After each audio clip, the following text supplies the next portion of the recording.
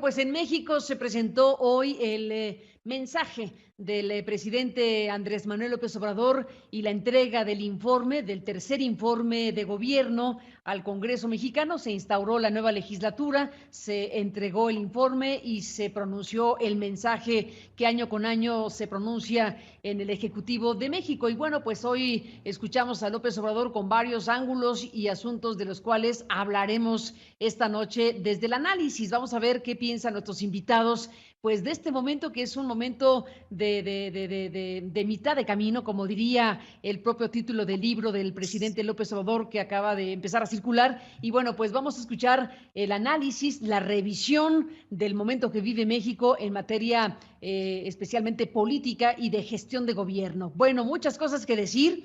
Empezamos con este reporte de nuestra colega Krupskaya Alice, que estuvo siguiendo de cerca esto que se presentó en Palacio Nacional con algunos invitados y el presidente mexicano. Adelante. El presidente de México se mostró satisfecho con lo alcanzado hasta ahora. En un mensaje con motivo del tercer informe de gobierno manifestó que están sentadas las bases de la transformación del país. La transformación está en marcha y aunque es necesario seguir poniendo al descubierto la gran farsa neoliberal y auspiciando el cambio de mentalidad del pueblo, porque eso es lo más cercano a lo esencial y a lo irreversible. En materia económica indicó que tenía razones para presumir, dijo. Récord histórico en remesas, récord histórico en inversión extranjera, récord histórico e incremento al salario mínimo, récord histórico en no devaluación del peso. Es como para decirle a los tecnócratas neoliberales, tengan para que aprendan.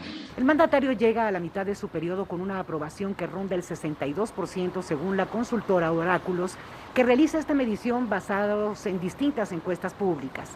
CNN preguntó a algunos habitantes de la Ciudad de México cuál era su evaluación sobre López Obrador y lo que estarían esperando para lo que resta de su mandato. Hay cosas que hace bien, hay cosas que hace mal, pero creo que es muy importante que se fije más en los problemas que estamos viviendo ahorita en este momento con la pandemia. Que hicieran una nueva política de impuestos para que tuviéramos más inversión. Realmente lo que me gustaría del presidente es que arregle el dinero del gobierno, se invierta en nuestras calles, en nuestras edificaciones y sobre todo en las escuelas. El presidente de México reconoció que no han podido disminuir 3 de los 11 delitos de alto impacto, como los feminicidios, que registran un aumento, dijo, del 13%, o las extorsiones con un 28% más. Para algunos observadores, otro de los problemas que no se ha resuelto es el elevado número de homicidios dolosos que acumulan en lo que va de su gobierno cerca de 92,000. Sobre la pandemia, López Obrador señaló que las hospitalizaciones van a la baja y lo atribuyó al Plan Nacional de Vacunación contra el COVID-19, con el cual, dijo, se han inmunizado al menos con una dosis a cerca de 60 millones de personas mayores de 18 años. De los 100 compromisos que hizo al asumir el cargo, dijo que solo le faltan por cumplir 2. La descentralización del gobierno federal y el esclarecimiento de los hechos ocurridos en Iguala, Guerrero, en septiembre de 2014, cuando desaparecieron 43 estudiantes de la Normal de Ayotzinapa a manos de integrantes del crimen organizado en coordinación con elementos de policías locales. Krupskaya Alice, CNN, Ciudad de México. Un sexenio, Jaime. Gracias por estar aquí. Bienvenido al programa. A ti, Carmen, gracias por la invitación y un saludo a tu auditorio. Igualmente, pues mira, para ti. ¿Cómo viste todo? Creo que el informe del presidente es consistente con lo que hemos escuchado, con sus proyectos, con sus programas, con las políticas que conocemos de él. Es consistente con todos los 3 años, con lo que dice en las mañaneras. Yo no observo un viraje en el discurso, desde luego tampoco habrá un viraje en el hacer del presidente de la República. Él ha continuado el cumplimiento, con el cumplimiento de los 100 puntos que leyó en el Zócalo cuando y sus compromisos cuando cuando tomó posesión como presidente, cuando leyó aquel documento de 100 compromisos que se comprometía a que se obligaba a realizar. Él está en eso, él está con sus 100 puntos, con sus ideas. No habrá marcha atrás, por ejemplo, en temas como la militarización creciente del país. No habrá variaciones en la política económica.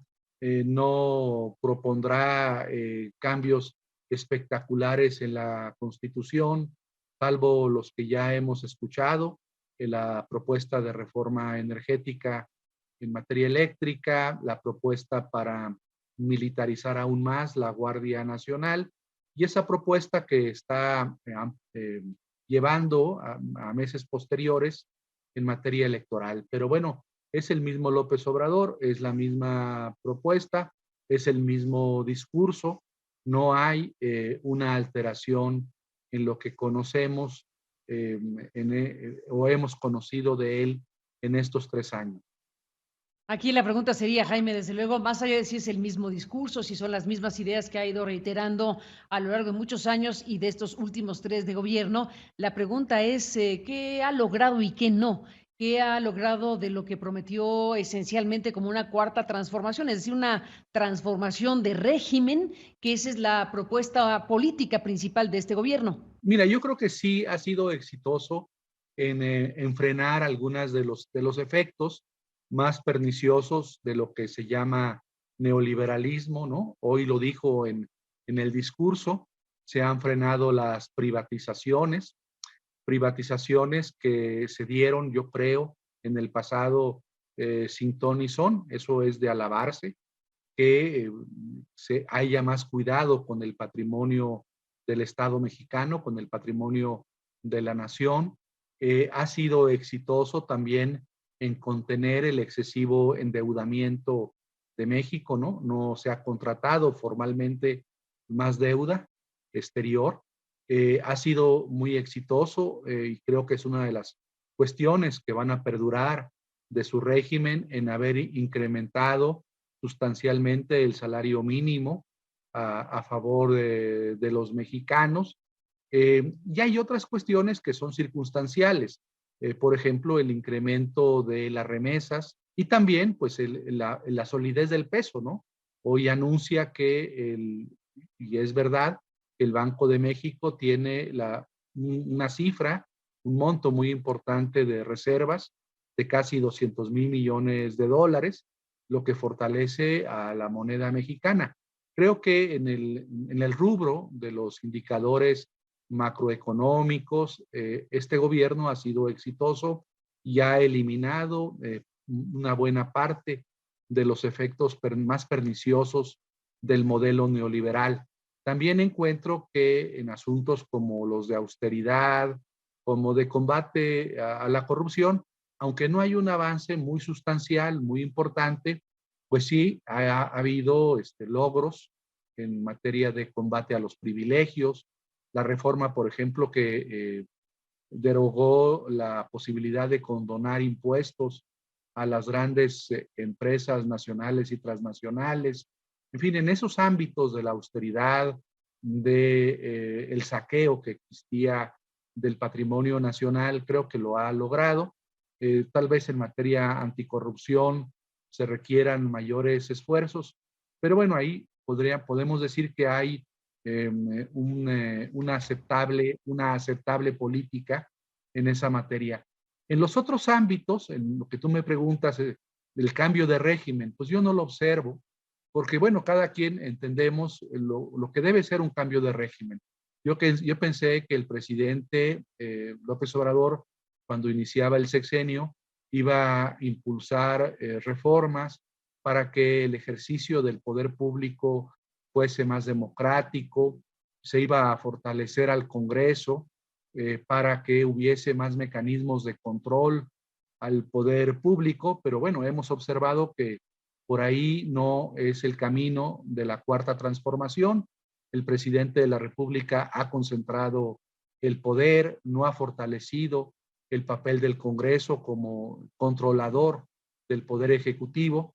Y pues el presidente ha tratado o ha intentado, a veces con éxito, a veces no con tanto éxito, de tener un control o una influencia en instituciones y órganos donde no debe tener influencia, como es el Poder Judicial de la Federación o son los órganos constitucionales autónomos. Tampoco el presidente es muy respetuoso del federalismo o de la autonomía municipal. Y desde luego, donde puede ser señalado el presidente, pues de una manera muy crítica, es con este proceso de militarización que hemos vivido durante estos 3 años. Así le llamas a este proceso que se agudizará en todo caso con la iniciativa que está por enviar el presidente para que el ejército absorba la Guardia Nacional. ¿Hacia dónde se conduce todo en esta materia tan importante y tan delicada? Jaime. Pues mira, a mí me preocupa mucho este papel tan preponderante que tiene hoy en día, o tienen hoy en día las Fuerzas Armadas, y pues eso vislumbra que será muy difícil para un presidente o una presidenta del futuro, un gobierno nuevo, desmontar ese poder de los militares. Los militares, una vez que conquistan un espacio institucional, un espacio de poder, va a ser muy difícil que en el futuro deseen dejar ese espacio de poder o esa función pública que se les haya encomendado. Entonces creo que tendremos en el futuro un peso muy grande en la vida política, en la vida económica, en la vida social de los militares, un peso que pensamos habíamos dejado atrás desde 1946, cuando México eligió al primer presidente civil de nuestro país, pero los militares han regresado y tendrán una influencia determinante en los acontecimientos políticos del presente y sobre todo del futuro, Carmen. Por eso es preocupante la militarización de México. Pues ahí dejas uno de los grandes temas sin duda para México en estos momentos. Jaime Cárdenas, gracias por estar aquí en el programa y seguiremos en contacto si me lo permites. Este informe que se entrega al Congreso mexicano a esta nueva legislatura, ¿cómo viste las cosas, Alfredo? ¿Qué balance haces? Buenas noches, bienvenido. Hola Carmen, buenas noches, muchísimas gracias por la invitación. Pues yo de entrada destacaría el propio nombre o el propio eslogan que ha decidido el gobierno usar para promocionar este informe, ¿no? El hechos, no palabras, porque creo que es una declaración fuerte, contundente, de algo que ha estado en una tensión permanente entre lo que se dice todos los días en las mañaneras y lo que es la realidad, ¿no? A mí me llama mucho la atención que hoy el presidente dice que de aquellos 100 compromisos que hizo en el Zócalo capitalino el 1 de diciembre de 2018, ya nada más le faltan cumplir 2, ¿no? Esclarecer el caso Ayotzinapa y descentralizar el gobierno. Y particularmente en materia de derechos humanos, de todos esos compromisos que había, y partiendo de que el propio presidente de la República ha dicho que sin pacificación no va a haber transformación, pues la verdad es que los resultados son desesperanzadores, Carmen, son desoladores. Vemos un país que está muy lejos de empezar procesos de pacificación, un gobierno que desde la transición confundió y mezcló justicia y seguridad.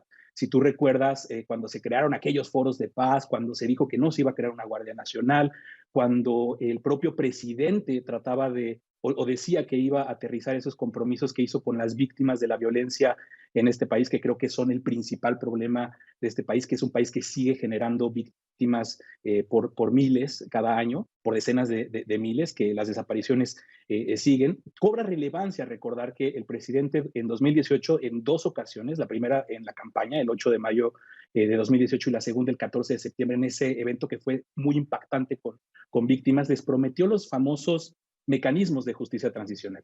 Aquí hemos hablado varias veces, Carmen, de qué tan lejos está esa posibilidad de crear mecanismos extraordinarios para la justicia, todo partiendo de que la justicia ordinaria está absolutamente colapsada. Que si bien es cierto que hay que reconocer cosas muy importantes, no se mencionaron hoy, pero esta semana de hecho fueron tema de conversación importante por la conmemoración del Día Internacional de las Víctimas de Desaparición Forzada, ciertamente hay avances en materia de identificación. Se creó un mecanismo extraordinario de identificación forense, se consolidó el Sistema Nacional de Búsqueda, pero por otro lado, vemos fiscalías que están colapsadas, la propia Fiscalía General de la República, que también era un compromiso de esos 100 que hizo en el Zócalo capitalino, que iba a ser una fiscalía autónoma, que ya no iba a haber corrupción, pues no estamos viendo en absolutamente nada esto, ¿no? Y si se complementa, justo como te decía hace un rato, Jaime, esta preocupación con la de la militarización, pues la cosa todavía se pone más difícil, Carmen. Hemos iniciado un camino de difícil retorno. Ya no solamente podemos hablar en México de militarización, porque cuando nos referimos a la militarización, esa referencia es a la seguridad pública, ¿no? A este fenómeno que hemos visto desde el sexenio de Felipe Calderón, de entregarle a las Fuerzas Armadas el control de la seguridad pública. Hoy por hoy, ese fenómeno está prácticamente consolidado. A pesar de que esta reforma que ha anunciado el presidente para pasarla a la Guardia Nacional plenamente a la Secretaría de Defensa Nacional es una iniciativa que se discutirá en los siguientes años, en los siguientes meses en el Congreso. La realidad es que de facto la Guardia Nacional ya ha sido entregada a la Secretaría de Defensa Nacional. Que además de ese fenómeno de militarización, como decía, hay que hablar del militarismo. El militarismo va mucho más allá de la seguridad pública. Son estas, por lo menos yo cuento, 40 funciones civiles, en algo que hemos denominado el Inventario Nacional de lo Militarizado, funciones civiles que han sido entregadas a las Fuerzas Armadas, que han sido entregadas al Ejército y a la Marina, y ese camino, esa pavimentación de ese camino, ahí sí vamos a estar muy complicados como país para poder emprender un retorno. Todo ello es sumamente preocupante, Carmen. Ese es el verdadero legado, creo que lamentablemente se está construyendo y pues, insisto, no corresponde en materia de derechos humanos, en materia de libertad de expresión, nada de lo que se está diciendo, prácticamente nada de lo que se está diciendo con la realidad. Qué mal momento para que la sociedad esté desmovilizada, para que la sociedad civil tenga complicaciones para realizar su trabajo, porque la crisis de violencia, la crisis de impunidad, la crisis de derechos humanos que convergen todas ellas no se está resolviendo. Creo que el presidente tendría que volver un poco a recordar, ahora que se va a crear esta comisión de la verdad para los crímenes de la mal llamada Guerra Sucia, ver lo que tenemos de frente en nuestro pasado reciente y que sí le corresponde a él. Retomar esa propuesta de justicia transicional que garantice verdad, que garantice justicia, que garantice memoria, que dé garantías de no repetición para que este país no siga viviendo las tragedias y las masacres. Lamentablemente, del otro lado, tenemos la negación de las propias masacres. Tenemos un discurso en el que la oda a las Fuerzas Armadas las pone en el centro del desarrollo del país, ¿no? En esta reorientación que, como se le llamó desde muy temprano en el Plan Nacional de Desarrollo, de las funciones de las Fuerzas Armadas para abarcar muchísimas más tareas de las que constitucionalmente les corresponden. E insisto, ese camino, Carmen, no lo queremos ver. No hay democracia en el mundo que funcione con Fuerzas Armadas tan empoderadas, con Fuerzas Armadas que cada vez tienen más control de aspectos de la vida pública del país, Carmen. Pues todo un asunto que planteas en la parte final y en general los temas que se han planteado en el programa con Jaime Cárdenas y con Alfredo Lecona. Gracias a los dos. Alfredo, gracias por estar aquí. Seguimos en contacto y hasta la próxima. Al contrario, querida Carmen, un fuerte abrazo a ti y a todo tu auditorio. Igualmente, gracias por estar aquí. Y bueno, seguiremos de cerca lo que viene, sobre todo el tema de las reformas ya anunciadas para el tema constitucional. Ya seguiremos hablando del asunto. Por lo pronto, gracias por permitirnos acompañarle. Pásala bien, hasta mañana. Que descanse.